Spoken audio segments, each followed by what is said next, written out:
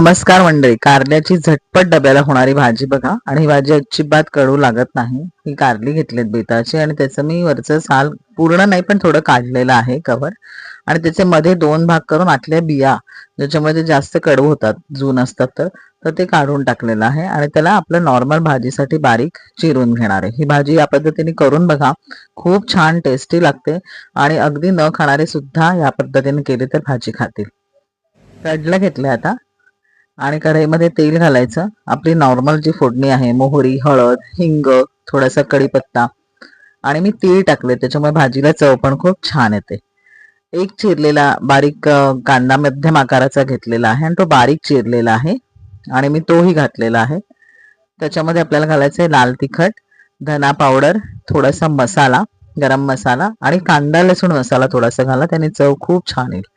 मीठ घालायचं आणि चवीपुरता गूळ घालायचा, कारल्याची चव बॅलन्स करायला. आपल्याला टोमॅटो घातलेला आहे. टोमॅटोचा आंबटपणा आणि ह्या सगळ्यासाठी, कारल्याच्या कडवटपणासाठी थोडासा गूळ घालायचा आहे. हा चिरून घेतलेला गूळ आहे. खूप पाणी घालायचं नाही, कारण मी रस्सा धरत नाहीये जास्त, परतवून भाजी करते. आणि आता ही चिरलेली कारली घालायची आणि याला साधारण 7 ते 8 मिनिटं दणदणून वाफ आणून द्यायची आणि आपली भाजी छान ही तयार होते. तुम्ही बघितलं असेल तर खूप टेस्टी लागते. आणि अशाच रेसिपीज मी तुमच्यासाठी घेऊन येते खमंग कट्टा बाय शिल्पाला. तर नक्की तुम्ही लाईक, शेअर आणि सबस्क्राईब करायला विसरू नका. भरपूर ओला नारळ आणि कोथिंबीर घालून आपली ही भाजी तयार आहे. नक्की करून बघा.